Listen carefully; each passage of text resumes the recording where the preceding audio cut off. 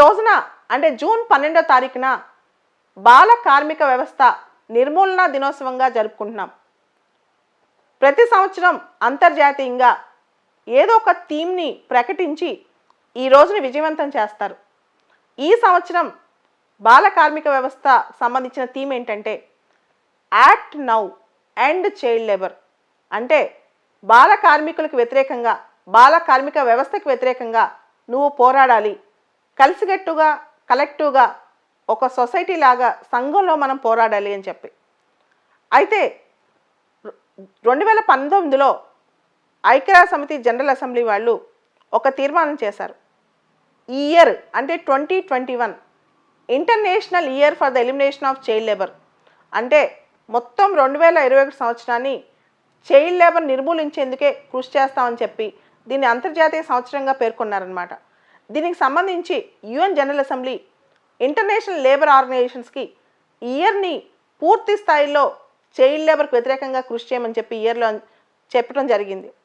దాంతోపాటు sustainable development goals, సుస్థిరాభివృద్ధి లక్ష్యాల్లో 8.7 లక్ష్యం 8.7లో కూడా ఈ అంశం ఉంది. దీనికి సంబంధించి కూడా 2025 కల్లా ప్రపంచంలో చైల్డ్ లేబర్ని రూపుమాపాలని కూడా కృషి చేస్తున్నారు. కానీ గత 4 సంవత్సరాలు చూసుకుంటే చైల్డ్ లేబర్ పెరిగిందంట. ముఖ్యంగా ఆఫ్రికా, ఆసియా ఖండాల్లో చైల్డ్ లేబర్ బాగా పెరిగింది. ఈరోజు యుఎన్ సెక్రటరీ జనరల్, తర్వాత ఐఎల్ఓ చీఫ్ ఇచ్చిన స్పీచెస్ చూస్తుంటే దాదాపు ప్రపంచవ్యాప్తంగా ముఖ్యంగా పేద దేశాల్లో 160 మిలియన్ల మంది బాల కార్మికులు ఉన్నారు. అంటే ప్రపంచంలో ప్రతి 10 మంది బాల కార్మికుల్లో 9 మంది ఆఫ్రికా, ఆసియా ఖండాల్లోనే ఉన్నారంట.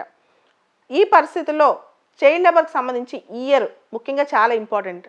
దానికి ప్రధానమైన కారణం కన్వెన్షన్ నెంబర్ 182 అనే ఒక కన్వెన్షన్ ఉంది. Convention worst forms of child లేబర్ని ప్రొహిబిట్ చేస్తుంది. అంటే అది హీనంగా బాల కార్మిక వ్యవస్థలో పిల్లల్ని వాడుతున్న హీనమైన పనులకు సంబంధించి ఒక ప్రత్యేకమైన కన్వెన్షన్ నెంబర్ 182. ఈ సంవత్సరం మనం చేసే చైల్డ్ లేబర్, ఈ కన్వెన్షన్ యూనివర్సల్ రాటిఫికేషన్ యాక్ట్ చేసే చైల్డ్ లేబర్ డే అనమాట. అంటే అంతర్జాతీయంగా ఇది రాటిఫికేషన్ అమల్లోకి వచ్చాక ఇప్పుడు మనం చైల్డ్ లేబర్ డే జరుపుకుంటున్నాం. కాబట్టి చైల్డ్ లేబర్ నిర్మూలన కోసం ఎక్కువగా కృషి చేయాల్సిన బాధ్యత ఉంది. అదేవిధంగా 3 సంవత్సరాల క్రితం India child labour conventions number 138 and 182 రెండు కూడా సైన్ చేసింది. 138 అంటే minimum age for child labour, 182 అంటే వర్స్ట్ ఫార్మ్స్ ఆఫ్ చైల్డ్ లేబర్ని ప్రొహిబిట్ చేయటం అనమాట.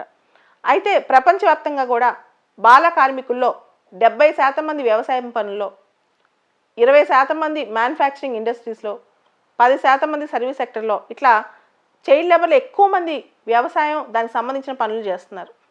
తర్వాత ఇండస్ట్రీస్, ఫ్యాక్టరీస్ ఇలాంటి పనులు చేస్తున్నారు. అదేవిధంగా అర్బన్, రూరల్ ఏరియాలతో పోలిస్తే అర్బన్ ఏరియా కన్నా రూరల్ ఏరియాస్లో 3 times ఎక్కువ చైల్డ్ లేబర్ ఉన్నారు. ఈ చైల్డ్ లేబర్ అనేది ఒక సామాజిక రుగ్మత. మన కాన్స్టిట్యూషన్లో చూస్తే ఆర్టికల్ 24 చైల్డ్ లేబర్ని ప్రొహిబిట్ చేస్తుంది.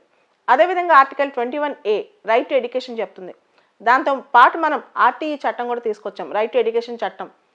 ఇవన్నీ చూస్తే ఇవన్నీ ఒక ఎత్తు అయితే ఇప్పుడు COVID-19 తర్వాత వచ్చే పరిణామాలు ఇంకో ఎత్తు. చాలామంది పిల్లలు పేరెంట్స్ని కోల్పోవటం, పేరెంట్స్ పని కోల్పోవటం వల్ల బలవంతంగా పిల్లల్ని పనికి పంపించే పరిస్థితి ఇప్పుడు ఎదురవుతుంది.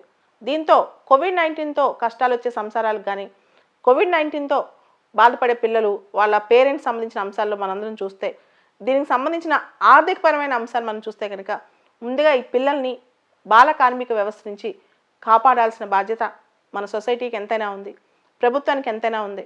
ఎందుకంటే ఏ పేరెంట్ అయినా పిల్లల్ని బడికి పంపించకుండా పనికి పంపించారంటే దానికి ప్రధానమైన కారణం ఆర్థిక అవసరాలు అన్నమాట. సో ఇట్లాంటి విషయాల్లో ప్రభుత్వం చొరవ తీసుకోవాలి.